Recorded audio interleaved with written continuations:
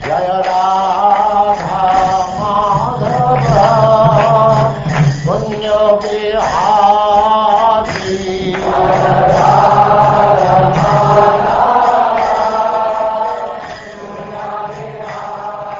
And now chapter 31, the disappearance of Lord Sri Krishna.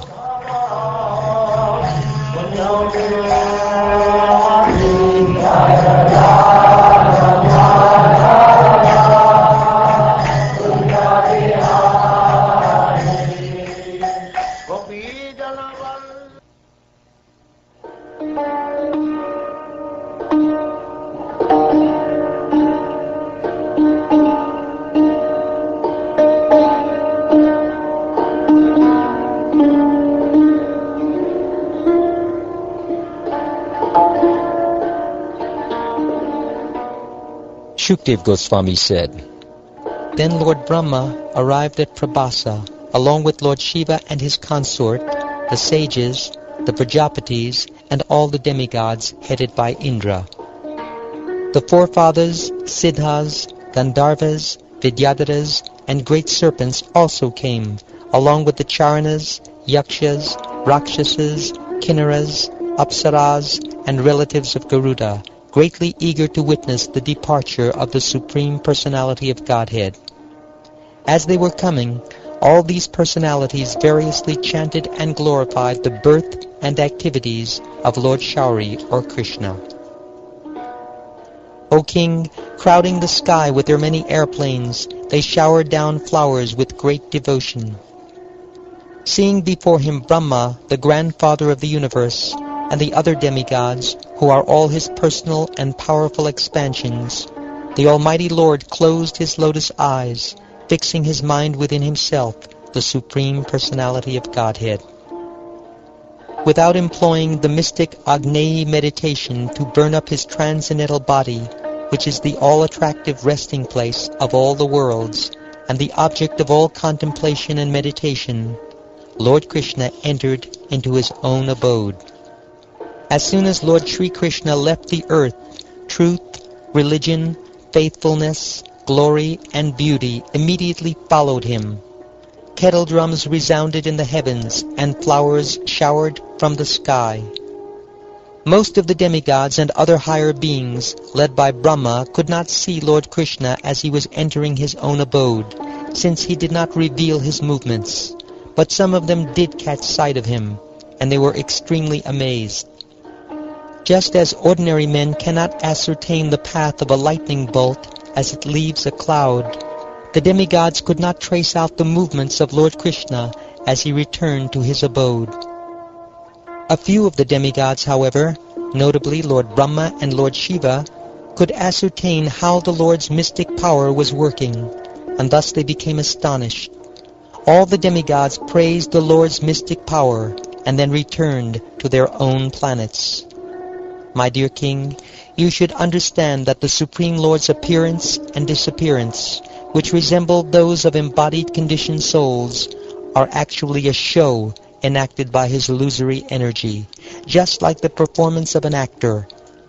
After creating this universe, he enters into it, plays within it for some time, and at last winds it up.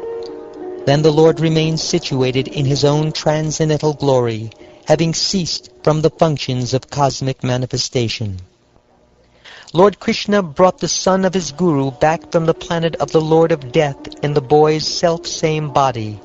And as the ultimate giver of protection, he saved you also when you were burned by the Brahmastra of Ashvatthama. He conquered in battle even Lord Shiva, who deals death to the agents of death, and he sent the hunter Jara directly to Vaikuntha in his human body. How could such a personality be unable to protect his own self? Although Lord Krishna, being the possessor of infinite powers, is the only cause of the creation, maintenance, and destruction of innumerable living beings, he simply did not desire to keep his body in this world any longer. Thus he revealed the destination of those fixed in the self, and demonstrated that this mortal world is of no intrinsic value. Anyone who regularly rises early in the morning and carefully chants with devotion the glories of Lord Sri Krishna's transcendental disappearance and his return to his own abode, will certainly achieve that same supreme destination.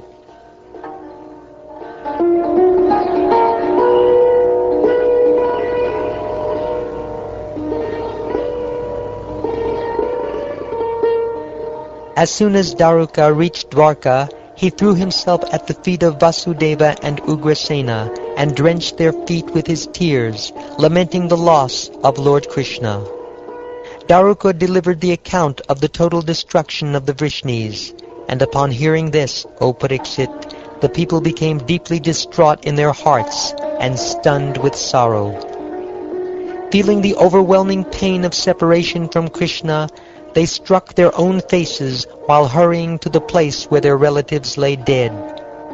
When Devaki, Rohini, and Vasudeva could not find their sons, Krishna and Ram, they lost consciousness out of anguish. Tormented by separation from the Lord, his parents gave up their lives at that very spot. My dear Parikshit, the wives of the Yadavas then climbed onto the funeral pyres, embracing their dead husbands. The wives of Lord Balaram also entered the fire and embraced his body, and Vasudeva's wives entered his fire and embraced his body. The daughters-in-law of Lord Hari entered the funeral fires of their respective husbands, headed by Pradyumna, and Rukmini and the other wives of Lord Krishna, whose hearts were completely absorbed in him, entered his fire. Arjuna felt great distress over separation from Lord Krishna, his dearmost friend. But he consoled himself by remembering the transcendental words the Lord had sung to him. Arjuna then saw to it that the funeral rites were properly carried out for the dead, who had no remaining male family members. He executed the required ceremonies for each of the Yadus, one after another. As soon as Dwarka was abandoned by the Supreme Personality of Godhead, the ocean flooded it on all sides, O king, sparing only his palace. Lord Madhusudana, the Supreme Personality of Godhead, is eternally present in Dwarka. It is the most auspicious of all auspicious places, and merely remembering it destroys all contamination. Arjuna took the survivors of the Yadu dynasty, the women, children, and old men, to Indraprastha, where he installed Vajra as ruler of the Yadus. Hearing from Arjuna of the death of their friend, my dear king, your grandfathers established you as the maintainer of the dynasty, and left to prepare for their departure from this world. A person who with faith engages in chanting the glories of these various pastimes and incarnations of Vishnu, the Lord of Lords, will gain liberation from all sins. The all-auspicious exploits of the all-attractive incarnations of Lord Sri Krishna, the Supreme Personality of Godhead, and also the pastimes he performed as a child are described in this Srimad Bhagavatam and other scriptures. Anyone who clearly chants these descriptions of his pastimes will attain transcendental loving service unto Lord Krishna, who is the goal of all perfect sages.